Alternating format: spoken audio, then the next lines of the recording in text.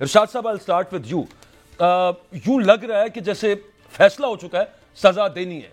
Supreme court में आपको याद है जो जमानत के जब मामला चल रहा था उसमें वो अब्बासी साहब ना सजाए मौत वाला मामला डिफेंड कर सके थे ना उम्र कैद वाला, लेकिन उसके बावजूद आज अंसार अब्बासी साहब ने, अच्छा वो एक और अब्बासी रिजवान अब्बासी साहब है, एक अंसार अब्बासी साहब सहाफ़ी हैं। अब वो चूंकि क्लेम करते हैं कि वो बड़े क्लोज हैं कंसर्न और इनर मोस्ट सर्कल्स के, कंसर्न क्वार्टर्स के, वो कह रहे हैं कि जनाब 14 साल सजा, मतलब जल्दी फैसला आ जाएगा।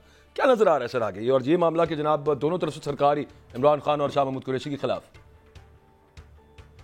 देखिए, बज़ाहिर तो हालात यही लग रहे हैं जब से ये केस चला है और जिस तेज़ी से चलाया जा रहा है।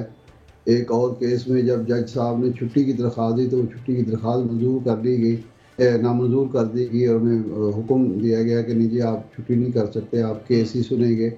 हालांकि उनकी रिटायरमेंट करीब है तो उससे लग तो यही रहा है, ये तासुर पुख्ता हो रहा है कि जी हर सूरत में 8 फरवरी से पहले सज़ा देनी है। लेकिन ये क्या कानून और इंसाफ के तकाज़ों के मुताबिक होगी या किसी की ज़रूरत के तहत ऐसा हो रहा है और होगा, ये एक अलग पहलू है। ये कानूनदान ही इस बारे में बता सकते हैं कि माजी में कोई केस इतनी जल्दी इस अंदाज में चलाया गया है। मियां नवाज शरीफ साहब के केस हमारे सामने है, कई महीने तक चलता रहा जी जी, और उनके वकील भी पेश होते थे, वो खुद भी पेश हुए, उनके साहबजादे पहले पेश हुए, फिर उन्हें पेश होने से इनकार कर दिया। तो कोई ऐसी जल्दबाजी का मुजाहरा नहीं हुआ। और भी कई सियासी केस हैं तो समझ नहीं आ रही। तो इरशाद साहब, जज साहब ने खुद बताया था, उन्होंने कहा मैंने 2 महीने में फैसला सुनाना है, मतलब वो टाइम फ्रेम तैयार करके बैठे हुए थे कि इतने टाइम पीरियड के अंदर मैंने फैसला देना है। और दूसरा ये कहीं आप इस पॉलिटिकल हवाले से इसका जवाब दीजिए कि ये वो मरियम नवाज साहिबा वाला डिमांड तो नहीं है वो जो बार बार कहती थी कि ये भी ये होगा तो ये होगा, ये होगा तो ये होगा, इलेक्शन से पहले जेल जाए और सजा भी हो, ये वो डिमांड है कोई जो पूरी हो रही है? इत्तफाकिया पूरी हो रही है, चले डिमांड नहीं पूरी हो रही, उन्होंने तो एक डिमांड रखी थी। सही बात यह है कि मैं इस बारे में ना मेरे पास मालूमात हैं, सिर्फ वो अंदाजे लगाए जा सकते हैं और अंदाज़ा लगाना मेरा ख्याल है मुनासिब नहीं होगा कि मरियम साहबा की ये डिमांड है या कानून की का ये तकाजा है। क्या जज साहब जो हैं वो कानूनी तौर पर समझते हैं कि ये केस जल्द से जल्द निपटाया जाए? इस बारे में कानूनदान ही कुछ बता सकते हैं, मेरे लिए मुनासिब नहीं है। लेकिन ये साफ लग रहा है कि प्रोसिक्यूशन को और जज को जल्दी ज़रूर है। अब जज साहब जो है क्यों जल्दी में हैं और डिफेंस को ये मौका क्यों नहीं देना चाहते कि वो आज़ादी के साथ अपना केस लड़ें? हमारे यहाँ तो देखते हैं हम कि कई केसेस जो कई साल तक चलते रहते हैं, नैब में भी और दूसरी अदालतों में भी, और लोगों को खुला मौका होता है कि जनाब वो जितना डिले ले सकते हैं डिले लें। इरशाद अहमद आरिफ साहब, अगली लिस्ट में नाम आएगा या अगली में भी नाम नहीं आएगा मरियम नवाज साहिबा का, बाकी PMLN का, जो जजेस के नाम लेकर उन पे इल्जामात लगाते रहे, क्या या फिर वो डेरोगेटोरी कंसिडर नहीं होते? हतकमेज है नहीं वो बयानात? अच्छा भाई साहब, पहले तो मैं अपना उसूली मौक़िफ़ बयान कर दूं कि मैं जिस सहाफ़त के कबीले से ताल्लुक़ रखता हूँ, हमारे यहाँ हमें तो ये ट्रेनिंग मिली थी कि जजेस के फैसले जो हैं उन पर आप तनकीद कर सकते हैं, आपको ये कानूनी और आईनी हक है, लेकिन जजों के बारे में आप कोई बात नहीं करेंगे। उनके जो तहफ़्फ़ुज़ 2 इदारों को आइन में दिया गया उसमें एक जुडिशरी है और एक पाकिस्तान की फ़ौज है।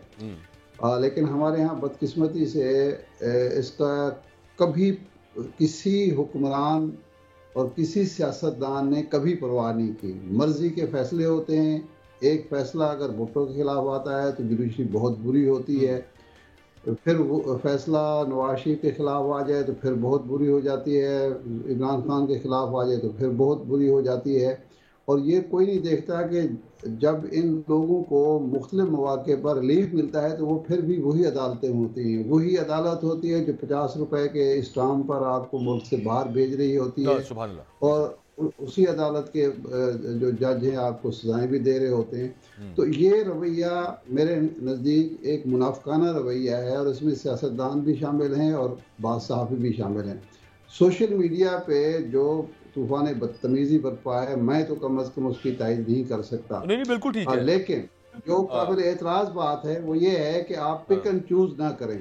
ये नहीं है कि अगर चीफ जस्टिस उमर बंदियाल के खिलाफ कोई बात हो तो आप हजम कर जाएं, आसिफ सईद खोसा के खिलाफ बात हो तो वो जायज़ है, साकिब निसार साहब के खिलाफ बात हो तो वो भी जायज़ है, लेकिन किसी और के बारे में वही बात अगर कर दी जाए तो वो नाजायज सर उस वक्त जस्टिस एजाज उल एहसन, जस्टिस मजारी अकबर नकवी वो सिटिंग जजेस थे सुप्रीम कोर्ट। इदारे हैं जो हमारे रियासती इदारे हैं, उनको पिक एंड चूज पे नहीं जाना चाहिए। उनको ये देखना चाहिए कि किसने क्या बात की है। अगर वो काबिल गिरफ्त है, कानून की गिरफ्त में आती है, तो फिर ये ना देखा जाए ये कहने वाला कौन है, बल्कि ये देखा जाए कि जो बात गलत की गई है उसकी गिरफ्त होनी चाहिए। ये मुख्तलिफ पैमाने जो होते हैं वो माशरे के अंदर नफरत पैदा करते हैं, तासुब पैदा करते हैं, माशरे के अंदर एब्सोल्युटली सर ऐसा ही है, इसमें कोई डाउट नहीं है। अच्छा मैं ये कानूनदानों से भी ये पूछूंगा कि मतलब व्हाट कॉन्स्टिट्यूट्स एज फैसले पर तनकीद और उसकी थिन लाइन क्या होती है। लेकिन वो जो मैं आपसे पूछ रहा था PMLN मरियम नवाज साहिबा, वो वहां से नहीं शुरू करना या उसके बाद से शुरू करना है, वो आपके ख्याल में आएगा JIT की अगली लिस्ट के अंदर कोई नाम वैसा, या सिर्फ साफियों के लिए बस ये? शाह साहब आपसे पूछ रहा हूं। मुझसे पूछ रहे हैं? जी जी आपसे। नहीं, मैं नहीं समझता कि देखें इस वक्त कुछ लोग जो हैं वो बिलोआइड हैं, हमारे इंतजामिया के भी, ब्यूरोक्रेसी के भी और बाकी इदारों को भी। वो जो भी कहें वो सात खून भी उनके लिए माफ़ है। माजी में भी हम लोग देख चुके हैं। तो मैं नहीं समझता कि कभी इस बात की गिरफ्त मरियम साहिबा से या किसी और से हो सकती है। वो तो सिर्फ वही लोग निशाना बनेंगे जो किसी को पसंद नहीं है या जो कल पसंद थे आज नापसंद है। तो इसलिए मैं नहीं तवक्को करता कि ये बिला इम्तियाज बिला तफरीक सब लोगों के लिए खिलाफ कार्रवाई होगी, सिर्फ उन्हीं को निशाना मतलब ये कोई इतनी ट्रांसपेरेंट कह लें या फिर ये अक्रॉस द बोर्ड मकसद ही फौत हो जाता है ना, फिर मकसद ही सिर्फ फौत हो जाता है फिर तो वो क्या करते हैं। बिल्कुल दुरुस्त आप कह रहे हैं। इरशाद अहमद आरिफ साहब, ये क्या तरीकाकार है? मतलब नवाज शरीफ साहब 3 दफा प्राइम मिनिस्टर, 4थी दफा बनना चाह रहे हैं, पूरे मुल्क को रिप्रेजेंट करना चाह रहे हैं, और एक सूबा जो कि उनके मुखालिफ को वोट देता है वो कहते हैं ये सारे के सारे बेवकूफ है। नहीं, ये बहुत ज्यादती है और मियां नवाज शरीफ साहब से इसलिए तवक्को नहीं की जाती कि 3 दफा वज़ीर आज़म ही नहीं बने, बल्कि उनकी शोहरत हमेशा एक मोहतात सियासतदान के रही है। गुफ्तगू में कम अज़ कम मोहतात होते हैं और किसी को बुरा भला कहना भी हो तो वो दूसरों से कहलवाते हैं, खुद नहीं कहते। लेकिन ये फ्रस्ट्रेशन है, मालूम नहीं क्या वजह है कि अब वो खुद इस तरह की बात, एक दफ़ा पहले भी उन्होंने जाग पंजाबी जाग का नारा लगाया था। उस वक्त वज़ीर आला थे, नौजवान थे, तो लोगों ने समझा कि शायद जोश जवानी में ये सारी बातें कर रही हैं। तो अब ये बात करना जो है एक सूबाई असबियत को हवा देना, इस वक्त मुल्क को इत्तेहाद की ज़रूरत है। बिल्कुल, मुल्क में ऑलरेडी इतने तासुबात और इतने फितने पैदा हो चुके हैं कि उसको कंट्रोल करना आसान नहीं रहा। उसमें आप एक सूबाई असबियत पैदा करते हैं, एक पूरे सूबे को और सूबे के अवाम को ये कहते हैं कि वो तो बेवकूफ़ हैं। लोग तो हमारे बारे में, पंजाबियों के बारे में भी इसी तरह की बातें करते हैं।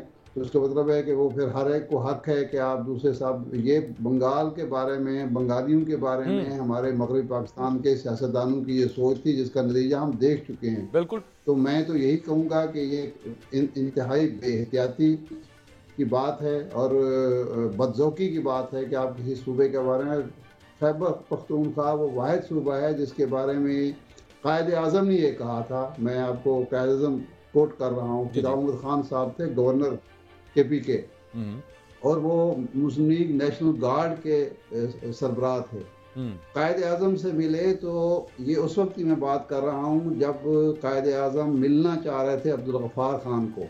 तो कायद आज़म से उन्होंने पूछा कि आप क्यों मिलना चाहते हैं? उन्होंने तो पाकिस्तान की मुखालफत की है, वो आपके ज़ाती तौर पर मुखालिफ है, मुस्लिम लीग के खिलाफ हैं। उन्होंने कहा कि KP के उस वक्त तो सूबा सरहद था, सूबा सरहद की जो लोगों की जो सोच है सियासी, वो पंजाब, सिंध और बाकियों से सबसे बेहतर है और बहुत ही दूरंदेश लोग हैं। तो मैं चाहता हूँ कि ये हमारे साथ हों ताकि कल को जब पंजाबियों और बंगालियों के दरमियान लड़ाई होगी तो ये बैलेंसिंग पावर होंगे और ये सुलह कराएंगे और मामलात को दुरुस्त करेंगे, क्योंकि इनका जो सियासी बसीरत है वो कहीं आगे है। ये कायदे आज़म को मैं कोट कर रहा हूँ। उन लोगों के बारे में। और फिर ये भी तारीख है कि कभी भी दूसरी बारी उन्होंने किसी पार्टी को नहीं दी, एक बारी के बाद ही वो फैसला कर हमने देखा ये चलता रहा। नहीं देनी, बिल्कुल पीटीआई को उन्होंने दूसरी बारी दी।